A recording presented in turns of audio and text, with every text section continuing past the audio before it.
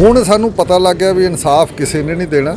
ਹੁਣ ਅਸੀਂ ਇਸ ਕਾਰਨਾਂ ਉੱਤੇ ਇਹ ਮੁਲਾਂਕਣ ਸਮਾਗਮ ਰੱਖਿਆ ਵੀ ਕਾਰਨ ਕੀ ਸੀ, ਹੋਇਆ ਕਿਉਂ ਇਹ 80ਵੇਂ ਦੇ ਵਿੱਚ ਇੰਦਰਾ ਗਾਂਧੀ ਜਦੋਂ ਦੁਬਾਰਾ ਪਾਵਰ 'ਚ ਆਈ ਉਹਨੇ ਸਾਰੀ ਪੋਲਿਟਿਕਸ ਚੇਂਜ ਕਰਤੀ ਸੀ, ਜਿਹਨੂੰ ਤੁਸੀਂ ਹੁਣ ਲਿਬਰਲ ਕਹਿੰਦੇ ਹੋ। ਪਿੱਛੇ ਜਾ ਕੇ ਦੇਖਦੇ ਆ ਸਾਨੂੰ ਫੈਕਟਸ ਵੀ ਪਤਾ ਲੱਗ ਜਾਂਦੇ ਆ ਵੀ ਇੰਦਰਾ ਗਾਂਧੀ ਨੇ ਇਹ ਪੋਲਿਟਿਕਸ ਬਦਲਤੀ ਸੀ, ਜਿਹਦੇ ਵਿੱਚੋਂ ਮੋਦੀ ਨਿਕਲਿਆ। ਜਿਹੜਾ ਡਿਫਰੈਂਸ ਹੈ ਆਇਡੈਂਟੀਟੀ ਆਫ ਕਲਚਰਸ, ਇਹ ਤਾਂ ਰਹੂਗਾ ਸਾਡੇ ਸਮਾਜ 'ਚ। ਪਹਿਲੀ ਮਰਦਮਸ਼ੁਮਾਰੀਆਂ ਵਿੱਚ 1861-71 ਦੀ ਤੇ ਪਿੱਛੋਂ 81 'ਚ ਜਾ ਕੇ ਜਦੋਂ ਘਟ ਗਏ ਤਾਂ ਉਹਨਾਂ ਨੂੰ ਫਿਕਰ ਪੈ ਗਿਆ, ਖਾਲੀ ਸਿਰ ਨਹੀਂ ਰਹਿ ਗਏ, ਉਹ ਸਿਆਸੀ ਤੌਰ ਤੇ ਗਿਣਤੀਆਂ ਦਾ ਆਧਾਰ ਬਣ ਗਏ। ਤੁਸੀਂ ਇਹ ਦੇਖੋ ਵੀ ਗਾਂਧੀ ਨੇ ਪੂਨਾ ਪੈਕਟ ਡਾਕਟਰ ਅੰਬੇਦਕਰ ਨਾਲ ਆਪਦੀ ਕਮਿਊਨਿਟੀ ਵੱਡੀ ਕਰਨ ਵਾਸਤੇ ਕੀਤਾ। ਤੇ ਉਹਦੇ ਸੈਂਟੀਮੈਂਟ ਦੀ ਵੈਲਿਊ ਜ਼ਿਆਦਾ ਹੈ, ਜਿਹਦੇ ਵੋਟਾਂ ਨਾਲ ਸਰਕਾਰਾਂ ਬਣਦੀਆਂ।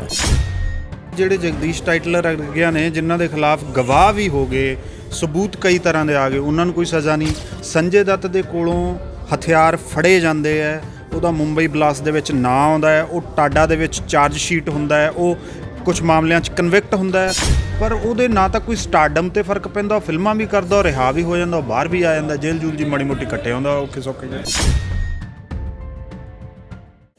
ਦਿੱਲੀ, ਬੋਕਾਰੋ ਤੇ ਕਾਨਪੁਰ 3 ਅਹਿਮ ਥਾਵਾਂ, ਇਸ ਤੋਂ ਇਲਾਵਾ ਪੂਰੇ ਮੁਲਕ ਦੇ ਵਿੱਚ ਉਹ ਜੋ ਨਵੰਬਰ 84 ਦੇ ਵਿੱਚ ਘਟਨਾਕਾਂਡ ਹੋਇਆ, ਜੋ ਮਾਸ ਕਿਲਿੰਗਸ ਹੋਈਆਂ ਇੱਕ ਖਾਸ ਤਬਕੇ ਦੀਆਂ, ਸਿੱਖਾਂ ਦੀਆਂ, ਉਹਨੂੰ 3.5 ਦਹਾਕੇ ਹੋ ਗਏ। ਕੀ ਉਸ ਜਿਹੜੀਆਂ ਮਾਸ ਕਿਲਿੰਗ ਸੀਗੀਆਂ ਉਹਦੇ 'ਚ ਸਿਸਟਮ ਦਾ ਕਿੰਨਾ ਹੱਥ ਸੀ, ਉਹਦੇ 'ਚੋਂ ਕੀ ਇਨਸਾਫ ਮਿਲ ਪਾਇਆ ਲੋਕਾਂ ਨੂੰ ਜਾਂ ਨਹੀਂ, ਇਹ ਹਰ ਸਾਲ ਵਿਚਾਰ ਚਰਚਾ ਹੁੰਦੀ ਹੈ।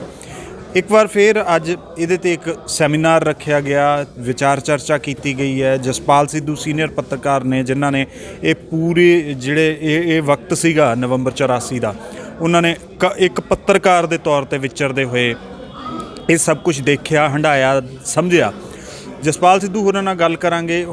ਅਜੇ ਵੀ ਅਸੀਂ ਜੇ ਅੱਜ ਇਹ ਸੈਮੀਨਾਰ ਜਾਂ ਸਮਾਗਮ ਕਰ ਰਹੇ ਹਾਂ ਤਾਂ ਇਹਨਾਂ ਦੀ ਲੋੜ ਕੀ ਹੈਗੀ, ਕੀ ਇਸ ਕਰਕੇ ਵੀ ਕਿਤੇ ਨਾ ਕਿਤੇ ਜਿਹੜਾ ਇਹ ਜਿਸ ਤਬਕੇ ਦੇ ਨਾਲ ਇਹ ਹੋਇਆ ਹੈ ਉਹਦਾ ਹਿਰਦਾ ਹਾਲੇ ਤੱਕ ਸ਼ਾਂਤ ਨਹੀਂ ਹੋਇਆ। ਸਿੱਧੂ ਸਾਹਿਬ ਸਵਾਗਤ ਹੈ ਤੁਹਾਡਾ। ਧੰਨਵਾਦ ਜੀ। ਇਹ ਜਿਹੜੇ ਆਪਾਂ ਨੂੰ ਹਾਲੇ ਵੀ ਇਹ ਸਮਾਗਮ ਜਾਂ ਸੈਮੀਨਾਰ ਕਰਨੇ ਪੈ ਰਹੇ ਆ ਮੁਲਾਂਕਣ ਦੇ, ਇਹਦੇ ਪਿੱਛੇ ਕੀ ਕਾਰਨ ਹੈ ਜੀ? ਮੂਲ ਮੈਂ ਇਹਦਾ ਫੜਨਾ ਚਾਹੁੰਦਾ, ਕੀ ਕਾਰਨ? ਸਭ ਤੋਂ ਪਹਿਲਾਂ ਤਾਂ ਇਹ ਗੱਲ ਹੈ ਵੀ ਜੋ ਵੀ ਇਹੋ ਜਿਹਾ ਕੋਈ ਮਾੜੀ ਘਟਨਾ ਹੋਈ ਹੋਵੇ ਹਿਸਟਰੀ ਦੇ ਵਿੱਚ, ਉਹਨੂੰ ਤੁਸੀਂ ਲੈਸਨ ਦੇ ਤੌਰ 'ਤੇ ਉਹਦੇ 'ਚ ਨਵੇਂ ਲੈਸਨ ਡਰਾ ਕਰਨੇ ਹੁੰਦੇ ਆ, ਉਹਨੂੰ ਦੁਬਾਰਾ ਉਹਦਾ ਰੀਵੈਲੂਏਟ ਹੁੰਦਾ। ਹਿਸਟਰੀ ਹਮੇਸ਼ਾ ਕਿਨਾ ਜੋ ਰੀਵੈਲੂਏਟ ਹੁੰਦੀ ਰਹਿੰਦੀ ਆ, ਉਹਦੇ 'ਚ ਨਵੇਂ ਫੈਕਟਸ ਪਤਾ ਲੱਗਦੇ ਆ ਅਤੇ ਨਵਾਂ ਸਾਹਮਣੇ ਆ ਜਾਂਦਾ। ਅਸੀਂ ਹਰ ਸਾਲ ਪਹਿਲਾਂ ਅਸੀਂ ਵੱਖਰੇ ਤਰੀਕੇ ਨਾਲ ਮਨਾਉਂਦੇ ਸੀ। ਪਹਿਲਾਂ ਅਸੀਂ ਇਨਸਾਫ ਲੈਣ ਲਈ ਪਹਿਲੇ ਸਾਲਾਂ 'ਚ ਵੀ ਇਨਸਾਫ ਦਿੱਤਾ ਜਾਵੇ, ਜਿਹੜੇ ਮਾਰੇ ਗਏ ਉਹਨਾਂ ਲੋਕਾਂ ਨੂੰ, ਅਤੇ ਉਹ ਜਿਹੜੇ ਦੋਸ਼ੀਆਂ ਨੂੰ ਸਜ਼ਾ ਦਿੱਤੀ ਜਾਵੇ। ਅਸੀਂ ਇੱਥੋਂ ਤੱਕ ਹੀ ਰਹੇ ਪਹਿਲੇ ਸਾਲਾਂ ਦੇ ਵਿੱਚ, ਦੁੱਖ 'ਚੋਂ ਸਾਰੇ 'ਚੋਂ। ਹੁਣ ਸਾਨੂੰ ਪਤਾ ਲੱਗ ਗਿਆ ਵੀ ਇਨਸਾਫ ਕਿਸੇ ਨੇ ਨਹੀਂ ਦੇਣਾ। ਹੁਣ ਅਸੀਂ ਇਸ ਕਾਰਨਾਂ ਉੱਤੇ ਇਹ ਮੁਲਾਂਕਣ ਸਮਾਗਮ ਰੱਖਿਆ ਵੀ ਕਾਰਨ ਕੀ ਸੀ, ਹੋਇਆ ਕਿਉਂ ਇਹ, ਕਿਉਂ ਸਟੇਟ ਨੇ ਆਰਗੇਨਾਈਜ਼ ਕੀਤਾ, ਇੰਡੀਅਨ ਸਟੇਟ ਨੇ ਇੱਕ ਤਰ੍ਹਾਂ ਦਾ ਸਪਾਂਸਰ ਕਰਕੇ, ਅਤੇ ਫਿਰ ਉਸ ਸਪਾਂਸਰਸ਼ਿਪ ਦੇ ਵਿੱਚੋਂ ਹੀ ਆਪ ਦੇ ਵੱਲੋਂ ਆਰਗੇਨਾਈਜ਼ ਕਰਨ ਕਰਕੇ ਹੀ ਇਹਨਾਂ ਨੂੰ ਇਨਸਾਫ ਨਹੀਂ ਮਿਲਿਆ। ਅਤੇ ਇਨਸਾਫ ਬਣਾਉਣ ਦੇ ਲਈ, ਉਹਦੇ 'ਤੇ ਪਰਦਾਪੋਸ਼ੀ ਕਰਨ ਲਈ ਆਪਾਂ ਕਹਿੰਦੇ ਹਾਂ ਜੀ ਸਟੇਟ ਨੇ ਸਪਾਂਸਰ ਕੀਤਾ। ਸਿੱਧੂ ਸਾਹਿਬ, ਸਟੇਟ ਨੇ ਉਦੋਂ ਸਪਾਂਸਰ ਕੀਤਾ ਜਦੋਂ ਸੋ ਕਾਲਡ ਜਿਹੜੇ ਉਹ ਲਿਬਰਲਸ ਜਾਂ ਸੈਕੂਲਰ ਜਾਂ ਡੈਮੋਕ੍ਰੈਟਸ ਦੀ ਸਰਕਾਰ ਸੀਗੀ, ਜਿਹੜੇ ਆਪਦੇ ਆਪ ਨੂੰ ਮਾਨਵਤਾਵਾਦੀ ਕਹਿੰਦੇ ਆ। ਅੱਜ ਵਾਲੀ ਸਰਕਾਰ 'ਤੇ ਤਾਂ ਚਲੋ ਖੈਰ ਆਪਾਂ ਇਹ ਵੀ ਇੱਕ ਟੈਗ ਲਾ ਦਿੰਦੇ ਹਾਂ ਜਾਂ ਲੱਗਿਆ ਹੋਇਆ ਉਹਨਾਂ 'ਤੇ ਵੀ ਉਹ ਇੱਕ ਪੱਖੀ ਹੋ ਕੇ ਚੱਲਦੇ ਆ। ਜਦੋਂ ਕਿ ਇੰਦਰਾ ਗਾਂਧੀ ਨੇ ਦਲਿਤਾਂ ਨੂੰ, ਘੱਟ ਗਿਣਤੀਆਂ ਨੂੰ ਤੇ ਥੱਲੇ ਵਾਲੇ ਹੋਰ ਲੋਕਾਂ ਦੀ ਸਪੋਰਟ 'ਤੇ ਜਿਹੜੀ ਕਾਂਗਰਸ ਜਿੱਦੀ ਰਹੀ ਸੀ, ਉਹਦਾ ਉਲਟਾ ਪਾਸਾ ਕਰਤਾ, ਅਤੇ ਮੁੜ ਕੇ ਉਸਨੇ ਫਿਰ ਬਹੁਮਤ ਦੀ ਸਪੋਰਟ ਲੈ ਲਈ।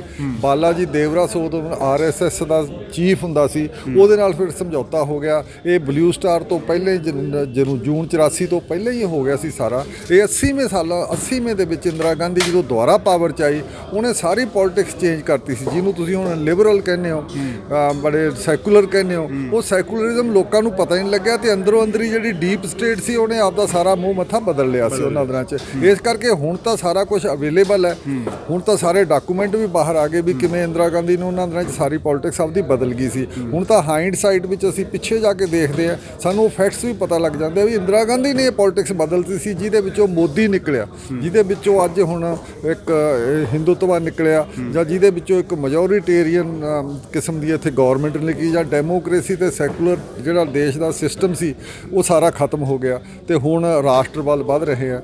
ਇਹ ਸਾਰਾ ਕੁਝ ਜਿਹੜੀ ਮੁੱਢ ਬੰਨਿਆ ਉਹ ਇੰਦਰਾ ਗਾਂਧੀ ਨਹੀਂ ਬੰਨਿਆ ਤੇ ਉਹਦੇ ਵਿੱਚੋਂ ਸਾਡੀ ਜ਼ਿਆਦਾ ਕੁਰਬਾਨੀ ਜਿਹੜੀ ਦੇਣੀ ਪਈ ਜਾਂ ਟਾਰਗੇਟ ਹੋ ਗਏ ਜਿਹੜੇ ਸਾਰਾ ਮੁੱਢ ਬੰਨਣ ਲਈ ਦੂਜੀ ਪੋਲਰਾਈਜੇਸ਼ਨ ਕਰਨ ਲਈ ਸੀ, ਉਹ ਸਿੱਖ ਸਮੁਦਾਇ ਨੂੰ, ਸਿੱਖ ਭਾਈਚਾਰੇ ਨੂੰ ਉਹਦਾ ਟਾਰਗੇਟ ਬਣਾਇਆ ਗਿਆ। ਉਹ ਭਾਈਚਾਰੇ ਨੂੰ ਟਾਰਗੇਟ ਕਰਕੇ ਉਸ ਨੂੰ ਡੈਮਨਾਈਜ਼ ਕਰਕੇ ਉਸ ਨੂੰ ਬਹੁਤ ਗਲਤ ਪੇਸ਼ ਕਰਕੇ ਵੀ ਇਹ ਤਾਂ ਐਡਾ ਵੱਡਾ ਨੁਕਸਾਨ ਕਰ ਰਿਹਾ ਦੇਸ਼ ਦਾ, ਹਿੰਦੂਆਂ ਨੂੰ ਮਾਰ ਰਿਹਾ, ਦੇਸ਼ ਤੋੜ ਰਿਹਾ, ਪਾਕਿਸਤਾਨ ਦੇ ਕਹਿਣ ਸ਼ਹਿ 'ਤੇ ਕਰ ਰਿਹਾ, ਇਹ ਸਾਰੀਆਂ ਗੱਲਾਂ ਉਹਦੇ ਨਾਲ ਜੋੜ ਕੇ ਤੇ ਫਿਰ ਵੱਡੇ ਜਿਹੜਾ ਹਿੰਦੂ ਵੱਡਾ ਸਮਾਜ ਸੀ ਉਹਨੂੰ ਇਕੱਠਾ ਕਰ ਲਿਆ। ਇਹ ਸਾਰਾ ਪੋਲੀਟਿਕਸ ਜਿਹੜੀ ਕੀਤੀ ਸੀ ਉਹ ਪੋਲੀਟਿਕਸ ਅੱਜ ਵੀ ਚੱਲ ਰਹੀ ਹੈ। ਪਰ ਮੈਂ ਇੱਥੇ ਕਈ ਬੁਲਾਰੇ ਬੋਲੇ ਜੀ, ਦੋ ਤਿੰਨ ਪਹਿਲੂ ਹੈ ਇਹਨਾਂ ਚੀਜ਼ਾਂ ਦੇ, ਇੱਕ ਸਿਆਸੀ ਹੈ, ਇੱਕ ਸਮਾਜਿਕ ਹੈ। ਮੈਂ ਥੋੜ੍ਹਾ ਜਿਹਾ ਇਹ ਜਾਣਨਾ ਚਾਹੁੰਦਾ ਹਾਂ ਕਿ ਜੇ ਆਪਾਂ ਇੰਡੀਅਨ ਹਿਸਟਰੀ ਚਲੋ ਬਹੁਤ ਜ਼ਿਆਦਾ ਪਿੱਛੇ ਨਹੀਂ ਜਾਂਦੇ, 1800 ਤੋਂ ਚੱਲਦੇ ਹਾਂ। 1809 ਦੇ ਨੇੜੇ ਤੇੜੇ ਬਨਾਰਸ ਦੇ ਵਿੱਚ ਦੰਗਾ ਇਸ ਕਰਕੇ ਹੁੰਦਾ ਹੈ ਕਿ ਇੱਕ ਤਬਕਾ ਮਸਜਿਦ ਢਾਹ ਕੇ ਮੰਦਿਰ ਬਣਾਉਣਾ ਚਾਹੁੰਦਾ ਹੈਗਾ ਜਿੱਥੇ ਔਰੰਗਜ਼ੇਬ ਨੇ ਬਣਾਈ ਸੀ ਮਸਜਿਦ। ਇਸ ਤੋਂ ਇਲਾਵਾ 1817 ਦੇ ਵਿੱਚ ਮੁਰਾਦਾਬਾਦ ਦੇ ਵਿੱਚ ਦੰਗੇ ਹੁੰਦੇ ਆ, ਫਿਰ 1849 ਦੇ ਵਿੱਚ ਫਿਰ ਮੁਰਾਦਾਬਾਦ ਦੇ ਵਿੱਚ ਦੰਗੇ ਹੁੰਦੇ ਆ, 1857 ਦੇ ਵਿੱਚ, ਮਤਲਬ ਇਹ ਸੀਰੀਜ਼ ਹੈ। ਤਾਂ ਮੈਂ ਇਹ ਸਮਝਣਾ ਚਾਹੁੰਦਾ ਵੀ ਜਿਹੜਾ ਡਿਫਰੈਂਸ ਹੈ ਆਇਡੈਂਟੀਟੀ ਆਫ ਕਲਚਰਸ, ਇਹ ਤਾਂ ਰਹੂਗਾ ਸਾਡੇ ਸਮਾਜ 'ਚ। ਤਾਂ ਉਸ ਥਾਂ 'ਤੇ ਜਿਹੜੇ ਦੋ ਸਮਾਜ ਨੇ ਉਹ ਆਪਦੀ ਸਹਿ ਹੋਂਦ ਬਣਾ ਸਕਦੇ ਹੈ ਜਾਂ ਇਹ ਐਂ ਚੱਲਦਾ ਰਹੂਗਾ? ਦੇਖੋ, ਸਾਡੇ ਜਿਹੜੇ ਆਇਡੈਂਟੀਟੀ ਦਾ ਤੇ ਰਿਲੀਜਨ ਦੇ ਲੈਵਲ ਤੇ ਆਇਡੈਂਟੀਟੀ ਖੜੇ ਕਰਨ ਦਾ ਤੇ ਉਹਨਾਂ ਦੇ ਡਿਫਰੈਂਸਿਸ ਨੂੰ ਹੋਰ ਉੱਪਰ ਚੱਕਣ ਦਾ ਜਿਹੜਾ ਕੰਮ ਹੋਇਆ ਜਾਂ ਵੱਖਰੇ ਕਰਨ ਦਾ ਕੰਮ ਹੋਇਆ, ਉਹ ਅੰਗਰੇਜ਼ਾਂ ਦੇ ਆਉਣ ਨਾਲ ਹੀ ਹੋਇਆ। ਜਿੰਨਾ ਚਿਰ ਰਾਜਸ਼ਾਹੀ ਸੀ ਉੱਥੇ, ਉਹਨੂੰ ਕਿਸੇ ਆਇਡੈਂਟੀਟੀ ਨੂੰ ਖੜਾ ਕਰਨ ਦੀ ਲੋੜ ਨਹੀਂ ਸੀ। ਆਇਡੈਂਟੀਟੀ ਨੂੰ ਨਾਲ ਲੈਣ ਲਈ ਉਹ ਔਰੰਗਜ਼ੇਬ ਵੀ ਜਿਹੜਾ ਹਿੰਦੂ ਮੰਦਰਾਂ ਉਹਨਾਂ ਨੂੰ ਜਗੀਰਾ ਦੇ ਦਿੰਦਾ ਸੀ। ਔਰੰਗਜ਼ੇਬ ਨੇ ਸਭ ਤੋਂ ਜ਼ਿਆਦਾ ਲਿਬਰਲ ਜਗੀਰਾ ਮਥੁਰਾ ਦੇ ਮੰਦਰ ਤੇ ਹੋਰ ਸਾਰਾ ਮਥੁਰਾ ਬਰਿੰਦਾਵਨ 'ਚ ਦਿੱਤੀਆਂ ਉਹਨੇ। ਉਹਦੀ ਵੱਖਰੀ ਲੋੜ ਹੁੰਦੀ ਸੀ ਆਪਦਾ ਸੋਸ਼ਲ ਬੇਸ ਬਣਾਉਣ ਲਈ ਤੇ ਆਰਮੀ ਦੇ ਲਈ। ਉਦੋਂ ਆਹ ਲੋੜ ਨਹੀਂ ਸੀ ਹੁੰਦੀ ਵੀ ਸਿਰਾਂ ਦੀ ਗਿਣਤੀ ਕਰਨੀ ਆ, ਵੋਟਾਂ ਦੀ ਲੋੜ ਆ। ਵੋਟ ਬੈਂਕ ਵਾਲੀ ਪੋਲੀਟਿਕਸ ਜਦੋਂ ਦੀ ਸ਼ੁਰੂ ਹੋਈ, ਜਾਂ ਅੰਗਰੇਜ਼ਾਂ ਨੂੰ ਲੋੜ ਸੀ ਵੀ ਸਾਰੇ ਸਮਾਜ ਨੂੰ ਵੰਡ ਕੇ ਰੱਖੋ, ਉਹਨਾਂ ਨੇ ਜਿਹੜਾ ਵੰਡ ਕੇ ਸਮਾਜ ਰੱਖਿਆ ਸਾਰਾ ਟੁਕੜਿਆਂ 'ਚ ਪਾ ਕੇ ਧਰਮ ਦੇ ਲੈਵਲ 'ਤੇ ਵੰਡ ਖੜੀ ਉਹਨਾਂ ਨੇ ਬਹੁਤ ਜ਼ਿਆਦਾ ਪੱਕੀ ਕੀਤੀ। ਉਹ ਤਾਂ ਕੀਤੀ ਉਹਨਾਂ ਨੇ ਕਿ ਉਹ ਸਾਰੇ ਸਮਾਜ ਨੂੰ ਅੱਡ ਅੱਡ ਟੁਕੜਿਆਂ 'ਚ ਕਰਕੇ ਹੀ ਰਾਜ ਕਰ ਸਕਦੇ ਸੀ। ਉਹ ਤਾਂ ਚੰਦਕ ਬੰਦੇ ਆਏ ਸੀ ਇੱਥੇ, ਸਮਾਜ ਬਹੁਤ ਵੱਡਾ ਸੀ, ਉਹਦੀ ਤਾਂ ਗਿਣਤੀ ਕਦੇ ਵੀ ਲੜਨ ਨਾਲ 10,000 ਤੋਂ ਵੱਧ ਗੋਰਾ ਇੱਥੇ ਅੰਗਰੇਜ਼ ਹੈ ਹੀ ਨਹੀਂ ਸੀ ਸਾਡੇ ਕਿਸੇ ਵੀ ਲੈਵਲ 'ਤੇ ਰਾਜ ਕਰਨ ਵਾਲਿਆਂ 'ਚ। ਤੇ ਕਰੋੜਾਂ ਬੰਦਿਆਂ ਉੱਤੇ ਕਿਵੇਂ ਰਾਜ ਕਰ ਗਿਆ? ਇਹ ਵੰਡ ਕਰਕੇ ਕੀਤਾ, ਇੱਕ ਨੂੰ ਦੂਜੇ ਵਿਰੁੱਧ ਲੜ ਕੇ। ਉਹਨੇ ਇਸ ਦੇਸ਼ ਦਾ ਹੀ ਪੈਸਾ ਵਰਤਿਆ। ਬੈਂਕਰ ਦੇ ਇੱਥੋਂ ਦੇ ਹਿੰਦੂ ਬੈਂਕਰ ਹੁੰਦੇ ਸੀ, ਸੇਠ ਜਗਤ ਰਾਮ ਵਰਗੇ, ਅਤੇ ਉਹਨਾਂ ਤੋਂ ਹੀ ਪੈਸਾ ਲੈਂਦੇ ਤੇ ਇੱਥੋਂ ਦੇ ਲੋਕਾਂ ਨੂੰ ਭਰਤੀ ਕਰਕੇ ਇਹਨਾਂ ਦੇ ਸਾਰਾ ਕੁਝ ਕੀਤਾ। ਇਹ ਉਹਦੀ ਲੋੜ ਸੀ। ਜਦੋਂ ਆ ਗਿਆ ਸੋ ਕਾਲਡ ਡੈਮੋਕ੍ਰੈਟਿਕ ਸਿਸਟਮ, ਜਿਹੜਾ ਇਲੈਕਸ਼ਨ 'ਤੇ ਬੇਸਡ ਰਾਜ ਹੈ, ਉਹ ਜਦੋਂ ਉਹਨੇ ਸ਼ੁਰੂ ਕਰਤਾ ਸੀ ਪਹਿਲਾਂ ਹੀ, ਆਉਣ ਤੋਂ ਪਹਿਲਾਂ 47 ਤੋਂ ਪਹਿਲਾਂ ਹੀ ਉਹਨੇ 19ਵੀਂ ਸਦੀ ਦੇ ਐਂਡ ਜੇ 'ਚ ਸ਼ੁਰੂ ਕਰਤਾ ਸੀਗਾ। ਜਦੋਂ ਮਿਊਨਿਸਪਲ ਕਮੇਟੀ ਨੇ ਚੋਣਾਂ ਸ਼ੁਰੂ ਹੋਈਆਂ, ਉਦੋਂ ਫਿਰ ਸਿਰਾਂ ਦੀ ਗਿਣਤੀ ਕਮਿਊਨਿਟੀ ਕਿੱਡੀ ਹੋਵੇ, ਵੱਡੀ ਹੋਵੇ, ਪਤਾ ਲੱਗ ਗਿਆ ਸੀ। ਉਹਨਾਂ ਨੇ ਫਿਰ ਸਭ ਤੋਂ ਪਹਿਲਾਂ 1861 ਦੇ ਵਿੱਚ ਮਰਦਮਸ਼ੁਮਾਰੀ ਸ਼ੁਰੂ ਕੀਤੀ ਅੰਗਰੇਜ਼ਾਂ ਨੇ। ਉਹ ਮਰਦਮਸ਼ੁਮਾਰੀ ਤੋਂ ਸ਼ੁਰੂ ਹੋ ਗਿਆ ਵੀ ਅਸੀਂ ਕਿੰਨੇ ਘੱਟ ਹੈ। ਜਿਵੇਂ ਪੰਜਾਬ ਦੇ ਵਿੱਚ ਫਾਰ ਐਗਜ਼ਾਮਪਲ ਵੀ ਹਿੰਦੂ ਇੱਥੇ ਪਹਿਲੀ ਮਰਦਮਸ਼ੁਮਾਰੀਆਂ ਵਿੱਚ 1861-71 ਦੀ, ਤੇ ਪਿੱਛੋਂ 81 'ਚ ਜਾ ਕੇ ਜਦੋਂ ਘਟ ਗਏ ਤਾਂ ਉਹਨਾਂ ਨੂੰ ਫਿਕਰ ਪੈ ਗਿਆ। ਤੇ 71 'ਚ ਘਟੇ ਤਾਂ ਉਹਨਾਂ ਨੇ ਫਿਰ ਇੱਥੇ ਆਰੀਆ ਸਮਾਜ ਮੂਵਮੈਂਟ ਲਾਂਘੀ। ਇਹ ਹਰ ਇੱਕ ਨੂੰ ਆਪਣੀ ਗੁੱਟਬੰਦੀ, ਆਪਣੀ ਘੇਰਾਬੰਦੀ, ਫੈਂਸਿੰਗ ਕਰਨ ਦੀ ਲੋੜ ਪਈ, ਸਿਰ ਇਕੱਠੇ ਕਰਨ ਦੀ ਲੋੜ ਪਈ। ਉਹਦੇ ਵਿੱਚੋਂ ਫਿਰ ਸਾਡਾ ਜਿਹੜੀਆਂ ਕਮਿਊਨਿਟੀਆਂ, ਉਹ ਇੱਕ ਖਾਲੀ ਸਿਰ ਨਹੀਂ ਰਹਿ ਗਏ, ਉਹ ਸਿਆਸੀ ਤੌਰ 'ਤੇ ਗਿਣਤੀਆਂ ਦਾ ਆਧਾਰ ਬਣ ਗਏ। ਉਹ ਸਿਆਸੀ ਤੌਰ 'ਤੇ ਗਿਣਤੀਆਂ ਵਧਾਉਣੀਆਂ ਘਟਾਉਣੀਆਂ, ਉਹਦੇ ਵਿੱਚੋਂ ਫਿਰ ਰਾਈਟਸ ਨਿਕਲੇ, ਉਹਦੇ ਵਿੱਚੋਂ ਹੀ ਸਾਰਾ ਕੁਝ ਨਿਕਲਿਆ। ਜਿਹੜੇ ਵੱਡੀ ਗਿਣਤੀ ਹੈ, ਜਿੱਡਾ ਤਬਕਾ ਵੱਡਾ ਹੈ, ਉੱਡਾ ਤੁਹਾਡਾ ਪੋਲੀਟੀਕਲ ਕੱਦ ਕਾਠ ਵੱਡਾ ਹੈ ਨਾ, ਉਸ ਤਬਕੇ ਦਾ। ਕੀ ਜੁਡੀਸ਼ਰੀ ਵੀ ਇਹਦੇ ਤੋਂ ਪ੍ਰਭਾਵਿਤ ਹੁੰਦੀ? ਸਭ ਜੁਡੀਸ਼ਰੀ ਤਾਂ ਹੁੰਦੀ ਆ ਸਾਰੀ। ਆ ਬਾਬਰੀ ਮਸਜਿਦ ਦੇ ਕੇਸ ਵਿੱਚ ਜੁਡੀਸ਼ਰੀ ਪ੍ਰਭਾਵਿਤ ਹੋਈ, ਐਸੇ ਤੋਂ ਪ੍ਰਭਾਵਿਤ। ਤੁਸੀਂ ਇਹ ਦੇਖੋ ਵੀ ਗਾਂਧੀ ਨੇ ਪੂਨਾ ਪੈਕਟ ਡਾਕਟਰ ਅੰਬੇਦਕਰ ਨਾਲ ਆਪਦੀ ਕਮਿਊਨਿਟੀ ਵੱਡੀ ਕਰਨ ਵਾਸਤੇ ਕੀਤਾ। ਉਹ ਕਹਿੰਦਾ ਵੀ ਤੂੰ ਰਿਜ਼ਰਵੇਸ਼ਨ ਲੈ ਲਓ ਚੁੱਪ ਕਰਕੇ। ਫਿਰ ਇਹ ਜੀ ਥਾਂ ਤੇ ਆਪਾਂ ਸਾਨੂੰ ਜਸਟਿਸ ਦੀ ਕਿਵੇਂ ਉਮੀਦ ਕਰਾਂਗੇ? ਜਸਟਿਸ ਦੀ ਹੈ ਨਹੀਂ ਉਮੀਦ, ਮੈਜੋਰੀਟੇਰੀਅਨ ਦਾ ਜਸਟਿਸ ਹੈ। ਮਜੋਰ ਦੇਖੋ ਹੁਣ ਬਿਲਕੁਲ ਕਲੀਅਰ ਹੈ। ਜੇ ਹੁਣ ਲਵ ਜਹਾਜ਼ ਦੇ ਅਗੇਂਸਟ ਕਾਨੂੰਨ ਬਣ ਰਹੇ ਆ ਜਾਂ ਬਾਬਰੀ ਮਸਜਿਦ ਦੇ ਮਸਲੇ ਉੱਤੇ ਹਿੰਦੂ ਆਸਥਾ ਦੇ ਮਸਲੇ ਉੱਤੇ ਉਹਨਾਂ ਨੂੰ ਥਾਂ ਦਿੱਤਾ ਜਾ ਰਿਹਾ, ਇਹਦੇ 'ਚ ਕੋਈ ਸਪਸ਼ਟ ਹੀ ਹੈ ਸਾਰੀ ਗੱਲਬਾਤ। ਜਾਂ ਜੇ ਕੋਈ ਜੋ ਕਿ ਹਿੰਦੂਆਂ ਦੇ ਵਿਰੁੱਧ, ਵੱਡੀ ਸਮਾਜ ਦੇ ਵਿਰੁੱਧ, ਵੱਡੇ ਵੋਟ ਬੈਂਕ ਦੇ ਵਿਰੁੱਧ ਕੋਈ ਗੱਲ ਜਾਂਦੀ ਹੈ ਉਹਨੂੰ ਦਬਾ ਲਿਆ ਜਾਂਦਾ, ਇਨਸਾਫ ਨਹੀਂ ਦਿੱਤਾ ਜਾਂਦਾ। ਅਦਾਲਤਾਂ ਵੀ ਮਤਲਬ ਇਸ ਤਰੀਕੇ ਦੇ ਨਾਲ ਬਿਹੇਵ ਕਰਨ ਲੱਗ ਗਈਆਂ ਜਿਵੇਂ ਹੁਣ ਮੁੰਬਈ ਬਲਾਸਟ ਵਾਲੇ ਕੇਸ ਸੀਗੇ, 2 ਕੇਸ ਨੇ ਉਹ, ਇੱਕ ਟਾਈਗਰ ਮੈਮਨ ਦਾ ਤੇ ਇੱਕ ਸੰਜੇ ਦੱਤ ਦਾ। ਟਾਈਗਰ ਮੈਮਨ ਆਤਮ ਸਮਰਪਣ ਕਰਦਾ ਹੈ ਜੀ, ਔਰ ਪੂਰੀ ਦੁਨੀਆ ਦੇ ਵਿੱਚ ਇਹ ਇੱਕ ਲੀਗਲ ਟਰਮ ਹੈ ਕਿ ਚਲੋ ਜਿਹੜਾ ਆਤਮ ਸਮਰਪਣ ਕਰ ਰਿਹਾ ਉਹਨੂੰ ਤੁਸੀਂ ਵਾਦਾ ਮਾਫ ਗਵਾਹ ਦੇ ਤੌਰ ਤੇ ਮੰਨੋ, ਉਹਦੇ ਨਾਲ ਥੋੜਾ ਠੰਡਾ ਸਲੂਕ ਕਰੋ, ਪਰ ਫਿਰ ਵੀ ਉਹਨੂੰ ਫਾਂਸੀ ਦਿੱਤੀ ਗਈ ਹੈ। ਜੱਜ ਨੇ ਇਹ ਕਿਹਾ ਕਿਉਂਕਿ ਸੈਂਟੀਮੈਂਟਸ ਇਹਦੇ ਖਿਲਾਫ ਹੈ, ਇਸ ਕਰਕੇ ਉਹਨੂੰ ਫਾਂਸੀ ਦੇਣੀ ਮੇਰੀ ਮਜਬੂਰੀ। ਤਾਂ ਸਾਡੇ ਵਾਲੇ ਮਾਮਲੇ ਦੇ ਵਿੱਚ ਕਿ ਸੈਂਟੀਮੈਂਟ ਜਿਹੜਾ ਸਾਡੇ ਵਾਲਾ ਤਬਕਾ ਹੈ, ਇਹਦੇ ਸੈਂਟੀਮੈਂਟ ਦੀ ਕੋਈ ਵੈਲਿਊ ਨਹੀਂ ਹੈ। ਨਹੀਂ, ਇਹਦੇ ਸੈਂਟੀਮੈਂਟ ਦੀ ਵੈਲਿਊ ਨਹੀਂ, ਜਿਹਦੇ ਸੈਂਟੀਮੈਂਟ ਉਹਦੇ ਸੈਂਟੀਮੈਂਟ ਦੀ ਵੈਲਿਊ ਜ਼ਿਆਦਾ ਹੈ, ਜਿਹਦੇ ਵੋਟਾਂ ਨਾਲ ਸਰਕਾਰਾਂ ਬਣਦੀਆਂ, ਜਿਨ੍ਹਾਂ ਦੇ ਬਲਬੂਤੇ ਤੇ ਸਰਕਾਰਾਂ ਚੱਲਦੀਆਂ, ਉਹਨਾਂ ਦੇ ਸੈਂਟੀਮੈਂਟ ਨੂੰ ਰੱਖਿਆ ਜਾਂਦਾ। ਇਸ ਕਰਕੇ ਪੋਲੀਟੀਕਲ ਕੈਲਕੂਲੇਸ਼ਨ। ਬਾਕੀ ਜਿਹੜਾ ਤੁਸੀਂ ਜੁਡੀਸ਼ਰੀ ਦੀ ਗੱਲ ਕਰਦੇ ਹੋ, ਜੁਡੀਸ਼ਰੀ ਨੂੰ ਅਲੱਗ ਕਿਉਂ ਸਮਝਦੇ ਹੋ? ਜੁਡੀਸ਼ਰੀ, ਲੈਜਿਸਲੇਟਰ, ਐਗਜ਼ੀਕਿਊਟਿਵ ਤਿੰਨੇ ਇਹ ਇੱਕ ਸਟੇਟ ਦਾ ਹੀ ਅੰਗ ਹੈ। ਜਦੋਂ ਡੀਪ ਸਟੇਟ ਕੰਮ ਹੀ ਇਹ ਕਰਦੀ ਹੈ ਵੀ ਤੁਸੀਂ ਇਹਨਾਂ ਬੰਦਿਆਂ ਦੇ ਉੱਤੇ, ਸਿਰ ਦੇ ਉੱਤੇ ਰਾਜ ਕਰਨਾ, ਆਹ ਵੱਡੀ ਗਿਣਤੀ ਹੈ, ਬਾਕੀਆਂ ਦੀ ਪਰਵਾਹ ਨਾ ਕਰੋ, ਬਾਕੀਆਂ ਨੂੰ ਤੁਸੀਂ ਮਾਰੋ ਕੁੱਟੋ ਤਾਂ ਕਿ ਵੱਡੀ ਜ਼ਿੰਦਗੀ ਸਾਡੇ ਨਾਲ ਇਕੱਠੀ ਰਹੇ। ਫਿਰ ਉਹਦੇ ਵਿੱਚ ਤਾਂ ਫਿਰ ਇਹ ਦੰਗੇ ਨਿਕਲਦੇ ਆ, ਉਹਦੇ ਦੰਗੇ ਨਾ ਕਰੋ ਤਾਂ ਕਤਲੇਆਮ ਨਿਕਲਦਾ। ਜਿਹੜਾ ਸਿੱਖਾਂ ਦਾ ਕਤਲੇਆਮ ਨਿਕਲਿਆ, ਮੁਸਲਮਾਨਾਂ ਦਾ ਨਿਕਲਿਆ, ਲਗਾਤਾਰ ਨਿਕਲ ਰਿਹਾ। ਹੁਣ ਵੀ ਮੁਸਲਮਾਨ ਟਾਰਗੇਟ ਹੈ। ਹੁਣ ਸਿੱਖ ਬਹੁਤ ਛੋਟੀ ਗਿਣਤੀ ਸੀ, ਉਹ ਟਾਰਗੇਟ ਹੋ ਗਿਆ। ਜਿੰਨਾ ਕੋ ਤੋਂ ਪੋਲੀਟੀਕਲ ਮਾਈਲੇਜ ਲਿਆ ਜਾ ਸਕਦਾ ਸੀ, ਫਾਇਦਾ ਲਿਆ ਜਾ ਸਕਦਾ, ਲੈ ਲਿਆ। ਹੁਣ ਸਿੱਖਾਂ ਨੂੰ ਕੁੱਟ ਕੇ ਕੋਈ ਫਾਇਦਾ ਨਹੀਂ ਮਿਲਣਾ। ਹੁਣ ਮੁਸਲਮਾਨ ਵੱਡੀ ਗਿਣਤੀ ਹੈ, ਮੁਸਲਮਾਨਾਂ ਦੇ ਬਾਹਰ ਮੁਲਕ ਵੀ ਜ਼ਿਆਦਾ ਹੈ। ਇਹਦਾ ਮਤਲਬ ਤਾਂ ਇਹ ਹੈਗਾ ਵੀ ਜਿਹੜੇ ਜਗਦੀਸ਼ ਟਾਈਟਲਰ ਵਰਗਿਆਂ ਨੇ, ਜਿਨ੍ਹਾਂ ਦੇ ਖਿਲਾਫ ਗਵਾਹ ਵੀ ਹੋ ਗਏ, ਸਬੂਤ ਕਈ ਤਰ੍ਹਾਂ ਦੇ ਆ ਗਏ, ਉਹਨਾਂ ਨੂੰ ਕੋਈ ਸਜ਼ਾ ਨਹੀਂ। ਸੰਜੇ ਦੱਤ ਦੇ ਕੋਲੋਂ ਹਥਿਆਰ ਫੜੇ ਜਾਂਦੇ ਹੈ, ਉਹਦਾ ਮੁੰਬਈ ਬਲਾਸਟ ਦੇ ਵਿੱਚ ਨਾਂ ਆਉਂਦਾ ਹੈ, ਉਹ ਟਾਡਾ ਦੇ ਵਿੱਚ ਚਾਰਜ ਸ਼ੀਟ ਹੁੰਦਾ ਹੈ, ਉਹ ਕੁਝ ਮਾਮਲਿਆਂ 'ਚ ਕਨਵਿਕਟ ਹੁੰਦਾ ਹੈ, ਪਰ ਉਹਦੇ ਨਾ ਤਾਂ ਕੋਈ ਸਟਾਰਡਮ ਤੇ ਫਰਕ ਪੈਂਦਾ, ਉਹ ਫਿਲਮਾਂ ਵੀ ਕਰਦਾ, ਉਹ ਰਿਹਾ ਵੀ ਹੋ ਜਾਂਦਾ, ਉਹ ਬਾਹਰ ਵੀ ਆ ਜਾਂਦਾ, ਜੇਲ੍ਹ ਜੂਲ ਜੀ ਮਾੜੀ ਮੋਟੀ ਕੱਟੇ ਆਉਂਦਾ ਔਖੇ ਸੌਖੇ ਜਿਹੇ। ਹਾਂ, ਇਹੀ ਗੱਲ ਹੈ ਕਿ ਨਾ, ਸਾਰੀ ਸਵਾਲ ਹੈ ਵੀ ਤੁਸੀਂ ਫਿਰ ਮੁੜ ਕੇ ਮੇਨ ਸਟਰੀਮ 'ਚ ਹੋ ਜਾਓ, ਹਿੰਦੂ ਮੇਨ ਸਟਰੀਮ ਨਾਲ ਮੰਨ ਲਓ। ਬਾਦਲ ਨੂੰ ਅਗਲੇ ਨੇ ਰਾਜ ਕਰਾਤਾ 15 ਸਾਲ ਇੱਥੇ, ਜੇ ਉਹ ਮੰਨ ਗਏ ਉਹਨਾਂ ਦੀ ਸਾਰੀ ਗੱਲਬਾਤ ਨੂੰ। ਜੇ ਤੁਸੀਂ ਉਸ ਜਿਹੜਾ ਉਹਨਾਂ ਦੀ ਆਈਡੀਓਲੋਜੀਕਲ ਵਿਚਾਰਧਾਰਾ ਉਹਦੇ ਮੁਤਾਬਕ ਕੰਮ ਕਰੋ ਤੇ ਉਹਨਾਂ ਨੂੰ ਕੋਈ ਪੱਗ ਨਹੀਂ ਕੁਛ ਕਹਿੰਦੀ, ਨਾ ਦਾੜੀ ਕੁਛ ਕਹਿੰਦੀ ਹੈ, ਨਾ ਸਿੱਖ ਹੋਣਾ ਕੁਛ ਕਹਿੰਦਾ। ਸਿੱਖ ਹੋਣਾ ਉਹਨਾਂ ਲਈ ਕੋਈ ਮਾੜੀ ਗੱਲ ਨਹੀਂ ਹੈ। ਜੇ ਫਰਜ਼ ਕੀਤਾ ਉਹਨਾਂ ਦੀ ਵਿਚਾਰਧਾਰਾ, ਜੇ ਅਸਲਟ ਕਰਦੇ ਹੋ, ਜੇ ਉਹਨਾਂ ਦੇ ਵਿਰੁੱਧ ਬੋਲਦੇ ਹੋ, ਉਹਨਾਂ ਦੀ ਵਿਚਾਰਧਾਰਾ ਵਿਰੁੱਧ ਬੋਲਦੇ ਹੋ, ਮਨੂਵਾਦ ਵਿਰੁੱਧ ਬੋਲਦੇ ਹੋ, ਤੇ ਜਾਂ ਉਹਨਾਂ ਦੀ ਇਸ ਪੋਲਿਟਿਕਸ ਦੇ ਵਿੱਚ ਜਿਹੜੀ ਉਹ ਫਿਰਕਾ ਪ੍ਰਸਤੀ ਵਾਲੀ ਕਰ ਰਹੇ ਹੋ, ਇਹਦੇ ਵਿਰੁੱਧ ਬੋਲਦੇ ਹੋ, ਫਿਰ ਤੁਸੀਂ ਟਾਰਗੇਟ ਹੋ। ਫਿਰ ਤਾਂ ਤੁਸੀਂ ਬਹੁ ਗਿਣਤੀ ਤਬਕੇ ਦੇ ਹੋ ਕੇ ਜੇ ਕ੍ਰਾਈਮ ਦਾ ਸਾਥ ਵੀ ਦਿੱਤਾ ਤਾਂ ਸੰਜੇ ਦੱਤ ਵਾਂਗੂ ਤੁਸੀਂ ਰਿਹਾ ਹੋ। ਫਿਰ ਤਾਂ ਰਿਹਾ ਤੇ ਕੋਈ ਗੱਲ ਹੀ ਨਹੀਂ। ਹੁਣ ਤਾਂ ਕਿੰਨੀਆਂ ਐਗਜ਼ਾਮਪਲਾਂ ਇਹਦੀਆਂ ਆਪਾਂ ਕਿੰਨੀਆਂ ਗਿਣਾਂਗੇ, ਸਾਰੀਆਂ ਦਿਨ ਰਾਤ ਇਹੀ ਹੋ ਰਹੀਆਂ। ਇਸੇ ਕਰਕੇ ਇੱਥੇ ਡੈਮੋਕ੍ਰੇਸੀ ਨਹੀਂ ਹੈ, ਇੱਥੇ ਮੈਜੋਰੀਟੇਰੀਅਨਿਜ਼ਮ ਹੈ, ਬਹੁਮਤ ਦਾ ਇੱਥੇ ਰਾਜ ਹੈਗਾ। ਤੇ ਇਸ ਕਰਕੇ ਬਹੁਮਤ ਦੇ ਰਾਜ ਵੇਲੇ ਡੈਮੋਕ੍ਰੇਸੀ ਨੂੰ ਤਾਂ ਪਰਦਾਪੋਸ਼ੀ ਜ਼ਰੂਰ ਕੀਤਾ ਜਾਂਦੀ ਹੈ। ਇਲੈਕਸ਼ਨ ਇੱਥੇ ਢੌਂਗ ਹੈ, ਪਰਦਾਪੋਸ਼ੀ ਹੈ, ਜਿਹਦੇ ਕਰਕੇ ਆਮ ਬੰਦੇ ਨੂੰ ਭੁਲੇਖੇ ਪਾ ਲੈਂਦਾ, ਲਿਬਰਲ ਨੂੰ ਵੀ ਪਾਇਆ ਜਾਂਦਾ, ਇੰਟੈਲੈਕਚੁਅਲ ਵੀ ਭੁਲੇਖੇ 'ਚ ਪੈ ਜਾਂਦੇ ਆ ਤੇ ਉਹ ਪਏ ਰਹਿੰਦੇ ਆ। ਸਿੱਖਾਂ ਦੀ ਜਿਹੜੀ ਮੂਲ ਸਮੱਸਿਆ ਹੈਗੀ ਕਿ ਸਿੱਖ ਵੱਖਰਾ ਹੋ ਕੇ ਤੁਰ ਪੈਂਦਾ, ਉਹ ਮੂਲ ਸਮੱਸਿਆ ਇਸ ਕਰਕੇ ਹੈ ਕਿਉਂਕਿ ਉਹਦੇ ਨਾਲ ਧੱਕੇਸ਼ਾਹੀ ਹੋਈ ਹੈ, ਜਿਹੜੀਆਂ ਆਪਾਂ ਗੱਲਾਂ ਕਰ ਰਹੇ ਹਾਂ। ਜਦੋਂ ਇਹ ਧੱਕੇਸ਼ਾਹੀਆਂ ਹਾਲੇ ਵੀ ਖਤਮ ਨਹੀਂ ਹੋਣਗੀਆਂ ਸਿੱਧੂ ਸਾਹਿਬ, ਤਾਂ ਫਿਰ ਸਿੱਖ ਦਾ ਮੌਜੂਦਾ ਪੀੜ੍ਹੀ ਔਰ ਆਉਣ ਵਾਲੀ ਪੀੜ੍ਹੀ 'ਚ ਉਹ ਆਪਣੇ ਬੱਚਿਆਂ ਨੂੰ ਕਿਵੇਂ ਸਿੱਧ ਕਰੂਗਾ ਜਾਂ ਕਿਵੇਂ ਤਰਕ ਦੇਊਗਾ ਵੀ ਤੁਹਾਡੇ ਨਾਲ ਧੱਕਾ ਨਹੀਂ ਹੋਇਆ? ਦੇਖੋ, ਧੱਕਾ ਹੋਇਆ, ਉਹਨਾਂ ਨਾਲ ਧੱਕਾ ਹੁੰਦਾ ਰਹੂ। ਧੱਕਾ ਇੱਕ ਤਬਕੇ ਨਾਲ ਨਹੀਂ ਹੋ ਰਿਹਾ, ਮੁਸਲਮਾਨਾਂ ਨਾਲ ਹੋ ਰਿਹਾ, ਸਿੱਖਾਂ ਨਾਲ ਹੋ ਰਿਹਾ, ਦਲਿਤਾਂ ਨਾਲ ਹੋ ਰਿਹਾ।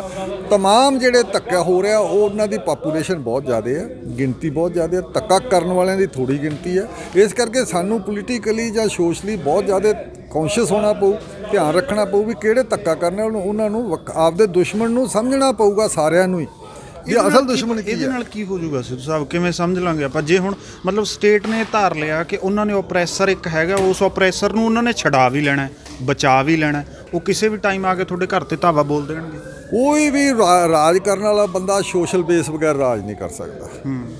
ਜੇ ਸੋਸ਼ਲ ਬੇਸ ਦਲਿਤਾਂ ਦਾ ਹਿਲਦਾ ਤਾਂ ਕਿੰਨੀਆਂ ਚੀਕਾਂ ਮਾਰਦੇ ਆ, ਬੀਜੇਪੀ ਕਿੰਨਾ ਮਾਰਦੀ ਆ, ਕਿੰਨੀ ਕੋਸ਼ਿਸ਼ ਕਰਦੇ ਆ ਜਾਤਵਾਂ ਨੂੰ, ਫਲਾਨਿਆਂ ਨੂੰ, ਧਮਕਿਆਂ ਨੂੰ, OBC ਨੂੰ ਨਾਲ ਲੈਣ ਦੀ, ਦਲਿਤਾਂ ਨੂੰ ਉਹ ਨਾਲ ਲੈਣ ਦੀ। ਤੇ ਸਿੱਖਾਂ ਨੂੰ ਨਾਲ ਲੈਣ ਦੀ, ਮੁਸਲਮਾਨਾਂ 'ਚੋਂ ਵੀ ਉਹ ਚੰਦ ਕੁ ਬੰਦੇ ਪੱਟਦੇ ਹੈਗੇ ਸਾਰੇ। ਇਸ ਕਰਕੇ ਸੋਸ਼ਲ ਬੇਸ ਬਣਾਏ ਬਗੈਰ ਤਾਂ ਰਾਜ ਹੁੰਦਾ ਹੀ ਨਹੀਂ। ਬੇਸ਼ੱਕ ਤੁਹਾਡੇ ਕੋਲ ਕਿੰਨੀ ਪੋਲੀਟੀਕਲ ਮਸ਼ੀਨਰੀ ਆ ਤੁਹਾਡੇ ਕੋਲੇ ਸਰਕਾਰੀ ਫੌਜ, ਇਹ ਸਾਰਾ ਕੁਝ ਹੈ। ਇਸ ਕਰਕੇ ਇਹ ਸੋਸ਼ਲ ਬੇਸ ਬਣਾਉਣਾ ਪੈਂਦਾ। ਜੇ ਸੋਸ਼ਲ ਬੇਸ ਹੀ ਸਾਰਾ ਕੌਨਸ਼ੀਅਸ ਹੋ ਜੇ ਵੀ ਸਾਨੂੰ ਕਿਵੇਂ ਵਰਤਿਆ ਜਾ ਰਿਹਾ। ਇੱਥੇ 47 'ਚ ਅਸੀਂ ਕੌਨਸ਼ੀਅਸ ਹੋ ਗਏ ਆ ਵੀ 47 ਵਿੱਚ ਸਿੱਖਾਂ ਨੂੰ ਟੂਲ ਬਣਾ ਕੇ ਹਥਿਆਰਾਂ ਦੇ ਟਰੱਕ ਭੇਜ ਕੇ ਉਹਨਾਂ ਨੂੰ ਵਰਤਿਆ, ਇੱਥੇ ਮੁਸਲਮਾਨ ਮਰਵਾਏ। ਇਹ ਠੀਕ ਆ, 70 ਸਾਲ ਬਾਅਦ ਵੀ ਅਕਲ ਆ ਗਈ, ਅਕਲ ਤਾਂ ਆ ਗਈ ਹੈ ਲੋਕਾਂ ਨੂੰ। ਹੁਣ ਓਪਨ ਕਹਿੰਦੇ ਆ ਸਟੇਜਾਂ ਤੇ, ਇਦੋਂ 5-7 ਸਾਲ ਪਹਿਲਾਂ ਕਦੇ ਨਹੀਂ ਸੀ ਕਹਿੰਦੇ, ਸੋਚਿਆ ਹੀ ਨਹੀਂ ਸੀ ਕਿਸੇ ਨੇ। ਇਸ ਕਰਕੇ ਇਹ ਬੰਦਿਆਂ ਨੂੰ ਸਮਝ ਆ ਰਹੀ ਆ, ਸਮਝ ਹੋਰ ਵੀ ਆ ਜੂਗੀ। ਇਹ ਲੰਬਾ ਸਮਾਂ ਇਸ ਕਿਸਮ ਦਾ ਚੱਲਦਾ ਨਹੀਂ ਹੁੰਦਾ। ਇੱਕ ਸਪੈਨ ਹੁੰਦਾ, ਇੱਕ ਵੇਲਾ ਹੁੰਦਾ, ਇੱਕ ਟਾਈਮ ਹੁੰਦਾ ਜਿਹਦੇ ਉੱਤੇ ਇਹ ਫਾਰਮੂਲਾ ਚੱਲ ਜਾਂਦਾ। ਹੁਣ ਬੀਜੇਪੀ ਦਾ ਚੱਲ ਰਿਹਾ। ਮੈਜੋਰਿਟੇਰੀਅਨ ਫਾਰਮ ਆਫ ਸੋਸਾਇਟੀ ਦੇ ਵਿੱਚ ਜਿਹੜੀਆਂ ਮਿਨੋਰਿਟੀਜ਼ ਹੈ ਉਹਨਾਂ ਦੀ ਜਗ੍ਹਾ ਕੀ ਹੈ ਤੇ ਉਹਨਾਂ ਦਾ ਭਵਿੱਖ ਵੀ ਕੀ ਹੈ? ਉਹਨਾਂ ਦੀ ਕੋਈ ਜਗ੍ਹਾ ਨਹੀਂ ਹੈ। ਉਹਨਾਂ ਨੂੰ ਵਰਤਿਆ ਜਾਂਦਾ, ਉਹਨਾਂ ਦੇ ਸਿਰ ਉੱਤੇ ਪੋਲੀਟਿਕਸ ਹੁੰਦੀ ਹੈ, ਉਹਨਾਂ ਦੇ ਸਿਰ ਤੇ ਹੁੰਦੀ ਆ ਪੋਲੀਟਿਕਸ। ਫਿਰ ਇਹਦਾ ਹੱਲ ਕੀ ਹੈ ਜੀ? ਹੱਲ ਇਹਦਾ ਇਹੀ ਆ ਵੀ ਹੌਲੀ ਹੌਲੀ ਤੇ ਕੌਨਸ਼ੀਅਸ ਹੋ ਜਾਣ ਸਾਰੇ ਬੰਦੇ, ਜਿਹੜੇ ਜਿੰਨੇ ਡਿਪਰੈਸਡ ਆ, ਸਪਰੈਸਡ ਲੋਕ ਆ, ਉਹ ਇਕੱਠੇ ਹੋ ਜਾਣ। ਫਿਰ ਇਹ ਜਿਹੜੇ ਆਹ ਪੋਲੀਟਿਕਸ ਕਰਦੇ ਆ, ਇਸ ਕਿਸਮ ਦੀ ਫਿਰਕਾ ਪ੍ਰਸਤੀ ਵਾਲੀ ਪੋਲੀਟਿਕਸ ਹੈ, ਇਹ ਵੰਡਣ ਵਾਲੀ ਪੋਲੀਟਿਕਸ ਹੈ, ਜਿਹੜੀ ਪਹਿਲਾਂ ਅੰਗਰੇਜ਼ਾਂ ਨੇ ਕੀਤੀ ਹੁਣ ਇਹ ਕਰ ਰਹੇ ਆ, ਇਹ ਆਪੇ ਟੁੱਟ ਜੂਗੀ। ਕੌਨਸ਼ੀਅਸ ਹੋ ਰਿਹਾ ਲੋਕ ਹੁਣ ਸਾਰੇ। ਇਸ ਲੱਗਦਾ ਵੀ ਜਿਹੜਾ ਸਿੱਖ ਹੈਗਾ ਉਹਨੇ ਥੱਕ ਹਾਰ ਕੇ ਇਹ ਚੀਜ਼ ਮੰਨ ਲਈ ਕਿ ਮੈਨੂੰ ਇਨਸਾਫ ਨਹੀਂ ਮਿਲਣਾ, ਤੇ ਉਹਨਾਂ ਨੇ ਮੰਨ ਲਈ ਆਲਮੋਸਟ ਮੰਨ ਲਈ ਸਿੱਖਾਂ ਨੇ। ਹੁਣ ਇਸੇ ਕਰਕੇ ਅਸੀਂ ਜਿਹੜਾ ਐਤਕੀ ਵਿਸ਼ਾ ਵੀ ਚੁਣਿਆ, ਇਸੇ ਕਰਕੇ ਚੁਣਿਆ ਵੀ ਐਵੈਲੂਏਟ ਕਰੋ, ਮੁਲਾਂਕਣ ਕਰੋ ਵੀ ਸਾਡੇ ਨਾਲ ਹੋਇਆ ਕਿਉਂ, ਜਾਂ ਅੱਗੇ ਨੂੰ ਸਿੱਖਾਂ ਦੀ ਪਲੇਸਿੰਗ ਕੀ ਹੈ, ਕੀ ਥਾਂ ਬਣਦਾ। ਉਹੀ ਹੁਣ ਵੀ ਇਹ ਆਪਦੇ ਥਾਂ ਦਾ ਰੌਲਾ। ਅਸੀਂ ਕਿੱਥੇ ਕੁ ਜੇ ਖੜੇ ਹਾਂ। ਅਸੀਂ ਹੁਣ ਕੋਈ ਗਲਤਫਹਿਮੀ 'ਚ ਤਾਂ ਰਹਿਣਾ ਨਹੀਂ ਚਾਹੀਦਾ ਵੀ ਅਸੀਂ ਆਏ ਹਾਂ, ਉਹ ਪੁਰਾਣੀਆਂ ਗੱਲਾਂ ਗਈਆਂ ਆਈਆਂ।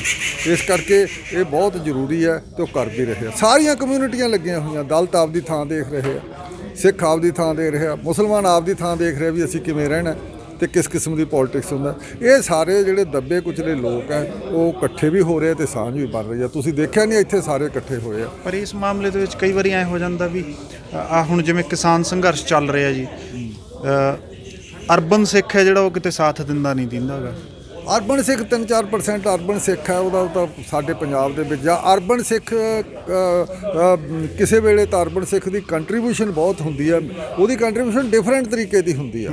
ਉਹਦੀ ਮੈਂਟਲ ਕੰਟਰੀਬਿਊਸ਼ਨ ਹੁੰਦੀ ਹੈ, ਇੰਟੈਲੈਕਚੁਅਲ ਕੰਟਰੀਬਿਊਸ਼ਨ ਹੁੰਦੀ ਆ, ਲਿਖਣ ਪੜ੍ਹਨ ਦੀ ਹੁੰਦੀ ਆ। ਜੇ ਤੁਸੀਂ ਕਹੋ ਵੀ ਉਹ ਜਾ ਕੇ ਹੁਣ ਤਾਂ ਧਰਨੇ ਦੇਊਗਾ, ਇਹ ਕਦੇ ਵੀ ਵਪਾਰ ਨਾਲ ਕਰਨ ਵਾਲਾ ਸਿੱਖ ਨਹੀਂ ਧਰਨੇ ਦੇ ਸਕਦਾ, ਨਾ ਉਹ ਤੋਂ ਉਮੀਦ ਰੱਖਣੀ ਚਾਹੀਦੀ ਹੈ। ਪਰ ਫਿਰ ਵੀ ਉਹ ਕਈ ਕਿਸਮ ਦੇ ਪੈਸੇ ਦੇ ਦਿੰਦਾ, ਕੋਈ ਹੋਰ ਕੰਮ ਕਰ ਦਿੰਦਾ, ਉਹਦੀ ਸਿੰਪਥੀ ਇੱਧਰ ਹੀ ਹੁੰਦੀ ਆ। ਇਹ ਜਿਹੜੀ ਡਿਵੀਜ਼ਨ ਪਾਈ ਆ ਅੱਗੇ ਪੰਜਾਬ 'ਚ ਪਾਈ ਆ, ਇਹ ਬਹੁਤ ਜ਼ਿਆਦਾ ਡਿਵੀਜ਼ਨ ਜੱਟ ਦੇ ਭਾਪੇ ਦੀ ਪਾਈ ਆ। ਇਹ ਗਲਤ ਹੈ ਆਪਣੇ ਆਪ ਵਿੱਚ। ਹਰ ਇੱਕ ਦੀ ਆਪਣੀ ਆਪਣੀ ਥਾਂ ਹੁੰਦੀ, ਆਪਣੀ ਆਪਣੀ ਕੰਟਰੀਬਿਊਸ਼ਨ ਹੁੰਦੀ ਆ। ਇਹ ਹੁਣ ਔਨ ਰਿਕਾਰਡ ਹੈ ਵੀ ਪੰਜਾਬੀ ਸੂਬੇ ਵੇਲੇ ਜਦੋਂ ਮਾਸਟਰ ਤਾਰਾ ਸਿੰਘ ਸੀਗਾ, ਉਹ ਸ਼ਹਿਰੀ ਸਿੱਖ ਸੀਗਾ, ਉਹ ਉਸ ਵੇਲੇ ਸਭ ਤੋਂ ਜ਼ਿਆਦਾ ਜੇ ਮੋਰਚੇ ਦੇ ਵਿੱਚ ਪਹਿਲੇ ਦੌਰ ਦੇ ਵਿੱਚ ਜੇ ਕਿਸੇ ਨੇ ਅਰੈਸਟਾਂ ਦਿੱਤੀਆਂ ਤਾਂ ਉਹ ਸਾਰੇ ਸ਼ਹਿਰੀ ਸਿੱਖਾਂ ਨੇ ਦਿੱਤੀਆਂ।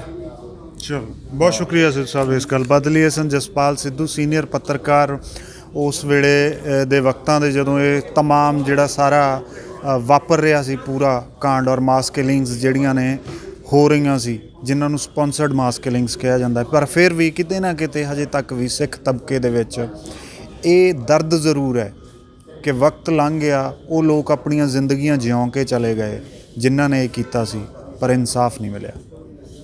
ਗੁਰਪ੍ਰੀਤ ਸਿੰਘ, ਜਗਬਾਣੀ, ਚੰਡੀਗੜ੍ਹ।